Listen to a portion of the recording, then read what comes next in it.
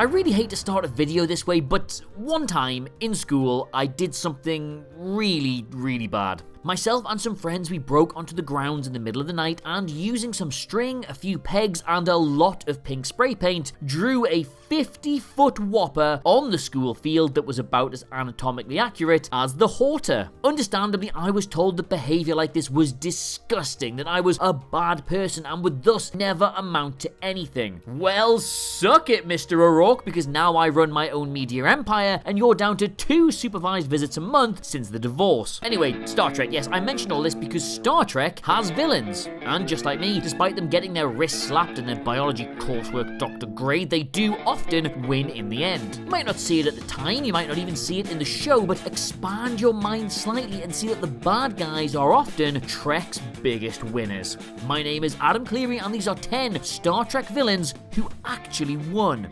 Number 10, Admiral Mendak.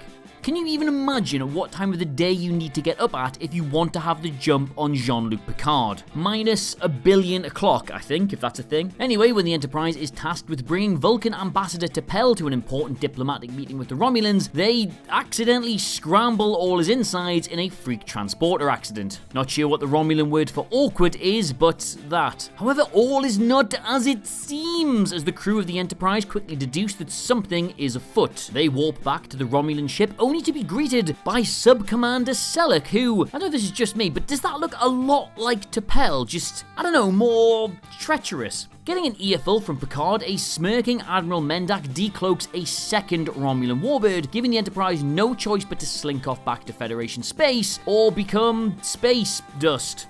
Number 9, Charles Evans, Charlie X. Charles Evans here really wasn't a very good boy. Imbued with special powers when he was a baby meant he grew up with godlike abilities and, well, no conscience to quell his thirst to play with all of them. He was taken away from this world by the USS Antares, though he began to demonstrate his abilities not long after. They were very glad to be shot of him when they delivered him to the USS Enterprise until he, how do I put this?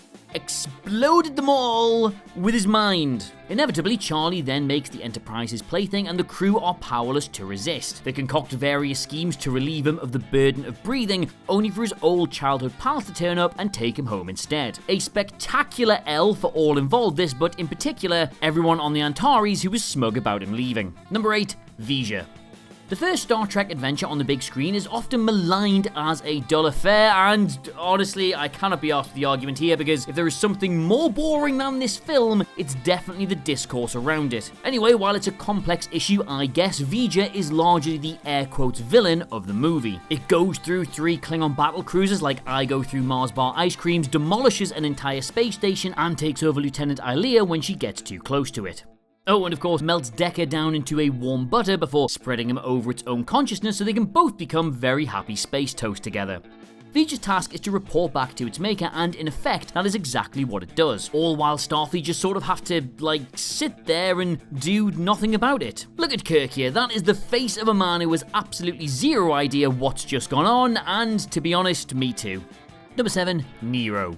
It's very easy to watch the end of the first Abrams movie and think, aha, Nero, away you go into your own black hole, about to have every molecule of your body turned into spaghetti for pretty much the entire rest of time. You are, my friend, a big loser. But here's the thing, Nero's beef was with Spock.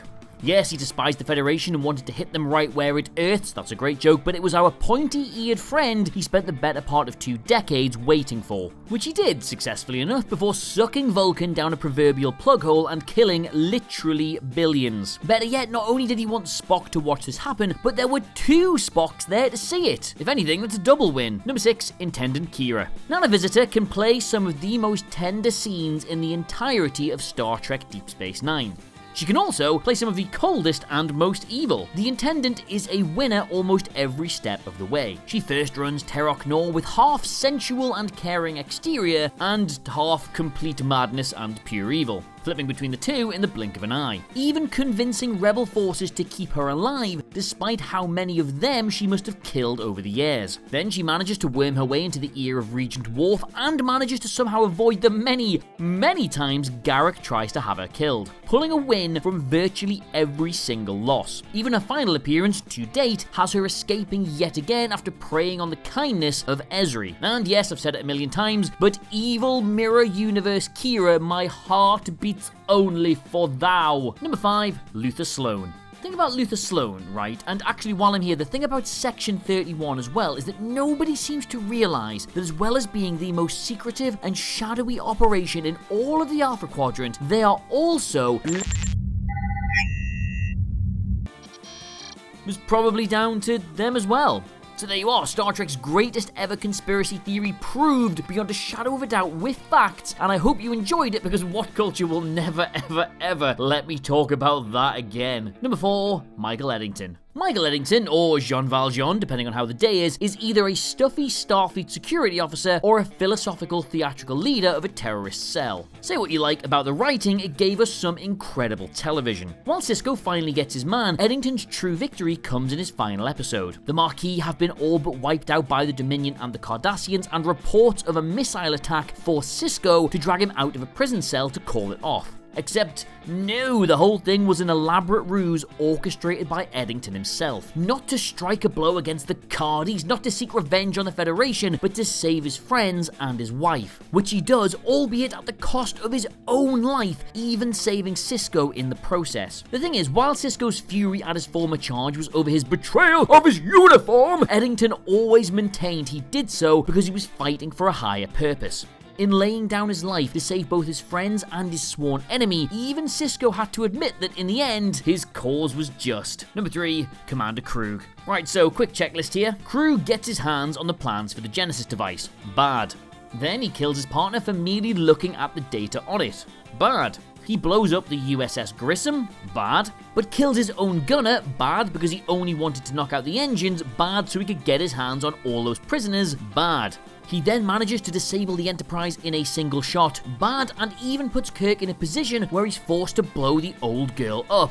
Bad. And I know what you're gonna say, he does wind up getting duped into losing his own men, and our intrepid crew take his ship, and he falls into all of that lava, but, he does have Kirk's son killed, so really, who's laughing at the end of this one? It's him, isn't it?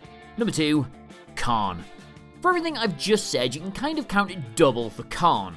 By his own admission, all he wanted to do to Kirk was stab at him from hell's heart or something, and given how many people in engineering are chopping onions at the end of this movie, it's safe to say he managed it. In a very if I'm going down, I'm taking you all with me moment, Khan ignites the Genesis device with the Enterprise too banged up to get away. Spock, unaware he's about to spawn two of the franchise's most iconic lines, commits the ultimate sacrifice to get the ship running again. It's not just Spock's death that makes this a victory for Khan though. He goes to his molecular grave fully believing that he's killed Kirk in the process. His one and only motivation in this movie is to make his old nemesis suffer, and whether that's through the fantasy of his death or the reality of Spock's, he wins. Number 1, Gul Dukat. Descartes is the greatest villain of the Star Trek franchise ever. I just don't want a single at about this. While Khan may have icon status for his cinematic exploits, Descartes had the best character development of any big bad in the franchise's history. I mean, who else are you gonna come at me with on this one? Lursa Duras?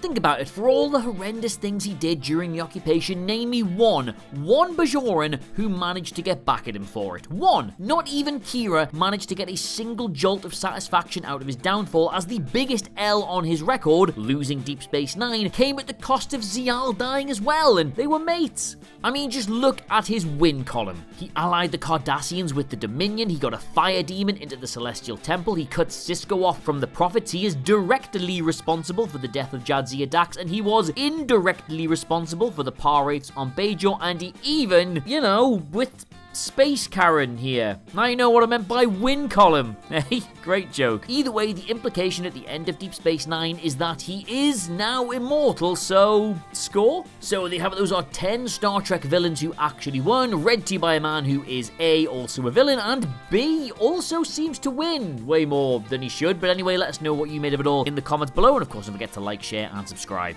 In the meantime though, thank you so much for watching. I have of course been Adam Cleary, and I'll see you soon. Goodbye.